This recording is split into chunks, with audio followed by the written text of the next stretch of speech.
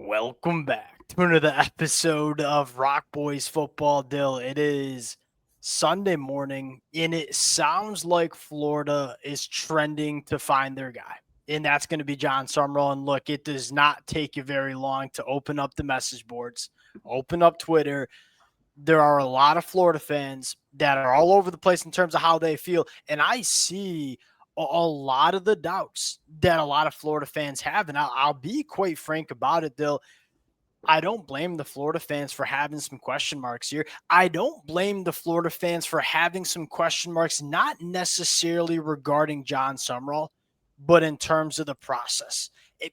If I had one critique about the process that Florida carried out, felt like they gave up a lot of leverage. Like it was very, very clear and very, very public that Lane Kiffin was the number one guy.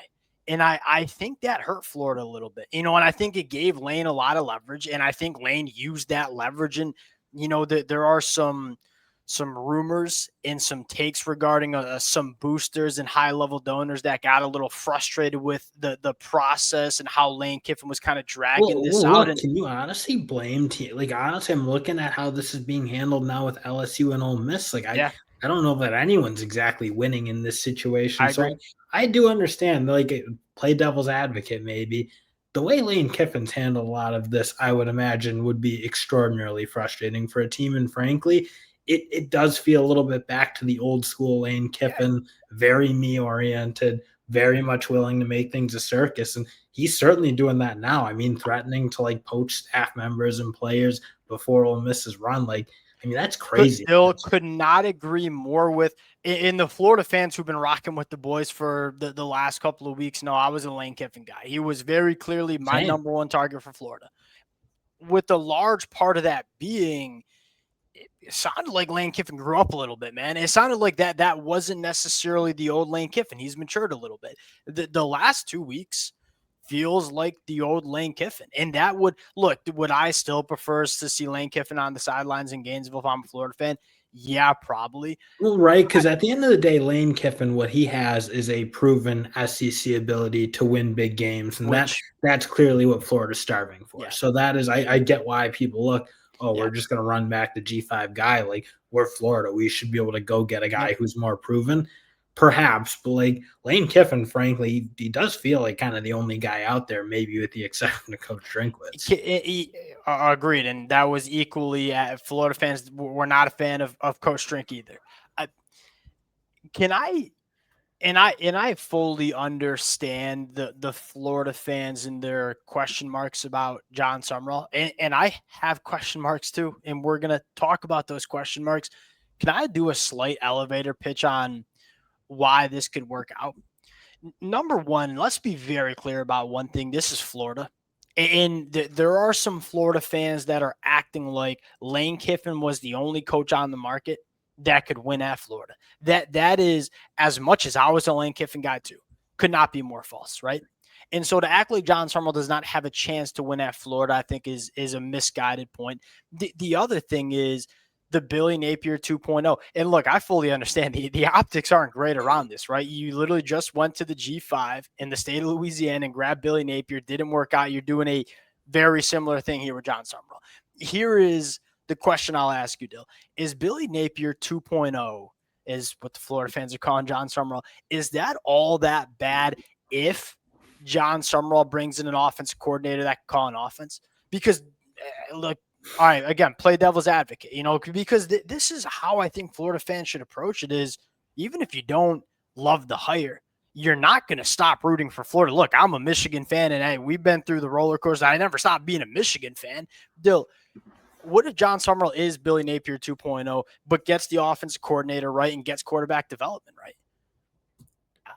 Man, we were talking going into 2025 if Billy Napier got that offensive coordinator right and actually took a swing and admitted maybe he's not the best offensive coordinator in the history of the world, they could be really, really good. And frankly, it probably would have been really, really good. He was just stubborn and Scott Strickland even said it like, yeah, we're probably in this situation because we had a head coach who, again, I'm going to let him run the program, and he did not make the correct call on that front. And I understand how the Florida fans maybe get frustrated with me saying, well, is Billy Napier 2.0 all that bad? I mean, I'll just have to go to my grave with this take that if Billy Napier took a swing at a bona fide offensive coordinator that could get the best out of DJ Lagway, we're looking at a Florida team in 2025 that had a roster that I thought was really, really good. I thought Billy Napier evaluated the high school ranks really well. The player development's good, man. Let's just be straight up about it, right? That Billy Napier, as much as he frustrated the hell out of me at times, there was a lot of good including how the players just played really hard for him. Because you look across the landscape and say like, there are not a lot of programs that lose their head coach or I should say this, there are not a lot of programs that can rally like Florida rallied in the back half of 2024. The players, the locker room clearly liked him. Now, here's the second part of the conversation I want to get into is, what does Jon Sumrall need to do to have success, right? Because that's the second part is if it's going to be Jon Sumrall, what's the pathway for Jon Sumrall having success at Florida? Now, before we get into it, to the Florida fans, number one, and I fully recognize that even some of my takes the Florida fans go and disagree with, and I know there's a lot of Florida fans that are not very happy right now sitting here Sunday morning.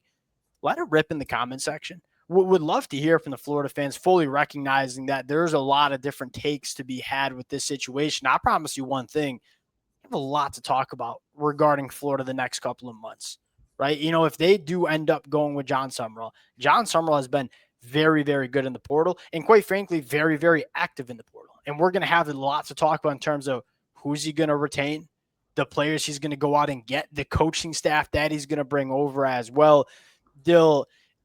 Is this the most important part? Because I think one of the conversations is, look, Jon Sumrall, 14-11 as a head coach, like winning football coach. Can't argue with that. Can't argue with the numbers. Is your biggest concern how well they can acquire talent in the SEC? And then the second part is, this is what I appreciate with what Florida might do. It sounds like they are fully prepared to invest significant resources building a front office, bringing in a general manager that can be awesome. And so you combine that with a coach that I think is a winner, with surrounding him with the avenue to build a roster that can be really competitive in the SEC. Is that the most important storyline to monitor over the next couple of weeks and months with Jon Sumrall?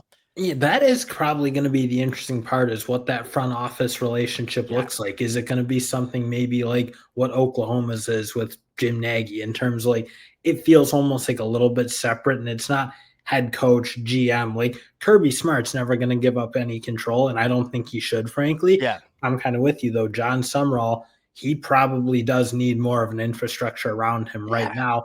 I don't think he'll be a super expensive head coach at this point. No. So I think you'll have the cachet to kind of do it, 100%. Or like the budget to kind of do it. But I do think he probably needs more of an infrastructure than a Kirby Smart or some of these other coaches who are maybe a little bit more established than what he is. So I think we'll get a pretty good feel for Jon Sumrall and what it's going to look like at Florida over the next couple of months. Evaluate a couple of different things. Number one is, how well does he retain this roster, right? Because and here's what I always think, and this is why I really do think Lane Kiffin was very much considering Florida. You have the opportunity to take over a team that Jaden Woods is going to be a first-round NFL draft pick. You got a ton of young linebackers who are going to be studs over the next couple of years. Dallas Wilson, Vernell Brown, that Jaden bought. There's a young nucleus of talent on this team that is special, right? Special football players. And honestly, I think you probably need a bit of a hot start if you're Jon Sumrall, especially the way this was all kind of handled, and maybe the lack of patience, frankly, and maybe justifiably, that Florida fans will have with this regime. Because again, he is walking into a pretty decent situation in a certain respect if he can retain this roster. How well does he do that, like the element, like, Florida fans, I mean, the expectations are going to be super high. The way this kind of all went down with the disappointment maybe in not getting Lane, I don't think there's going to be a ton of patience, but he probably does need a bit more of a hot start than like Lane Kiffin. And Dill, I think there's and look, I want to say, like, you give Jon Sumrall a chance, right? Like, you don't just like start like fire Jon Sumrall before he's even coached the game at Florida, right? But I do also think at the same time, this is probably a hire that you probably have a short leash with, right? No, like there are some question marks about how this process was carried out for Florida, right? So we'll give Jon Sumrall a chance, but I don't think you have maybe the leash that Billy Napier had, right? I Well, also, like, I don't think he's building back quite from the place Billy Napier. Like, Billy Napier started with almost nothing. There was nothing left when Dan Mullen left this program. Again, I do think Florida's got a team that's pretty yeah, bought into what they're kind of doing. yeah, Even not just bought into Billy Napier, but yeah. like bought into the University of Florida. There's a difference between Florida and Penn State. We were just talking about it with some of our family who are Florida fans. It's like, a lot of the players who are at Penn State, they were committed to James Franklin. A lot of the players at Florida, they're committed to the program, committed to the logo. And so I'm interested to see how well you retain the talent. I'm interested to see the coaching staff and the Do you general think he's going manager. to keep a chunk of this coaching staff? No, I don't think so. I I think almost that think like would Billy Gonzalez be a guy you like a Gerald Chapman, those type of guys where the really strong units, maybe even I don't know, would it be crazy to keep Ron Roberts as the defensive coordinator if he'd be willing to do it? I'm kind of curious to see how much of this Florida yeah, infrastructure and program maybe I is. think you want to be calculated with it. Like I do think there are some coaches that you'd want to keep to help you retain the roster. But I'll say this: I'm not going to get up here and bang the table for this coaching staff to get retained, right? But I do think there are some coaches that if you want to kind of carry over some of the good and some of the good players, maybe you do keep some players around. I do think that was a sticking point. Is that at some other programs, Jon Sumrall wanted to bring some of his coaches, and it sounds like at Auburn that might have not flown. Like if we're going to bring you in, you have to keep DJ Durkin.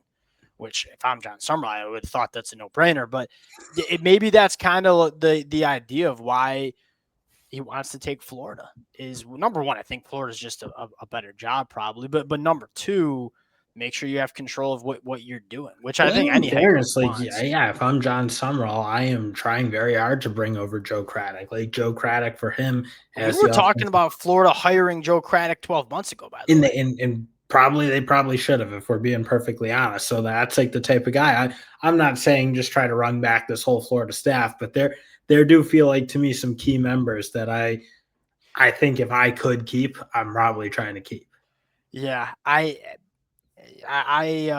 wonder. So, like, all right, how do you retain the players? What's the coaching staff? What coaches do you retain? And then I think you're going to get a sense of like how much buy-in is around Jon Sumrall, right? Because we know Florida was ready to empty the clip to get Lane Kiffin here and give him all the resources he needed. Are those same resources going to be given to Jon Sumrall? And I think you'll find out in terms of the activity you see from this football team in the portal, because you do take a sneak peek at what Florida's got to get right in 2026. It starts with quarterback. Like, is DJ Lagway going to be your guy in 2026? I think it's time to move on, but we'll see if Jon Sumrall takes his job. We'll see what Jon Sumrall thinks. I think you got to do some work on the offensive line, right? You're going to lose a lot of guys that have played a lot of football. We're going to get a sense of the buy-in that the boosters and donors have regarding Jon Sumrall and how active Florida gets in the portal. You're going to see them get active. And that's the thing I like about Jon Sumrall, man. He's done a really good job evaluating, because Tulane gets gutted, man. After that year that he had at year one, Darian Mensah goes to Duke. Mekhi Hughes goes to Oregon. Did a really good job backfilling in the portal. Can he But also have that? those guys were ready, and that's probably like if you're going to take one silver lining from what you have with Jon Sumrall is he got guys ready to play big time football at Sure. both stops, like Troy Yeah, and sure. then at Sure. Tulane. Like his transfers who went on mostly like they could play. Like Tez Yeah. Johnson from Troy, he was ready to rock and roll in the Big Ten. I Chris think you got a Brazel at running Penn back in the State. NFL that's doing a decent job. Kamani Vidal, I think, is doing a damn good job. I think he's a Troy cat. Oh yeah, I he's a probably Troy guy. So it's like you have a really good sample size of him yeah. getting undervalued guys and getting them ready. And again, that was probably the one thing that Billy Napier did at an extremely high level that you hope you can kind of continue on is getting guys developed and better over the course of their career and ready to play big time football. Jon Sumrall, again, his track record so far, and it's probably why his leash might not be incredibly long, is it's not an overly long track record, Yeah. but what he's done so far tells me that is probably why you're hiring him, is he's done Yeah. a really good job there. Yeah, I guess the best way to end it is it's not the guy that I think any Florida fan wanted, right? I think 98% of Florida fans wanted Lane Kiffin. There's maybe 1% that wanted a guy like Glenn Schumann, maybe 1% that wanted Jed Fish. Jon Sumrall did not seem to be the consensus number one guy for Florida. That does not mean he cannot have success at Florida, right? And there are some reasons I think we just pointed out that maybe he can. And And in we'll talk fairness, about it. Jon Sumrall was a consensus guy wanted by most Oh, administrations. For being still honest. huge. I'm mad that I didn't talk about that. Like the feedback you get around this cat is elite. You know, like Urban Meyer. Urban Meyer was like one of the biggest backers to go out and hire Jon Sumrall. And so, like guys who know what it looks like and know what great coaches look like, you are hearing Jon Sumrall's that guy. All right, we'll see how it plays out. Right? It's really really hard to get a feel for what are good hires and what are bad hires. And what I would personally encourage Florida fans to I'm not going to say don't be upset because it sounds like some of the process of this was not maybe ideal. I would give Jon Sumrall a chance, man, if this does end up happening. All right, we'll close it there. Appreciate you guys rocking with it. If y'all do enjoy the content, consider subscribing to the channel. We'll talk to y'all later. Peace.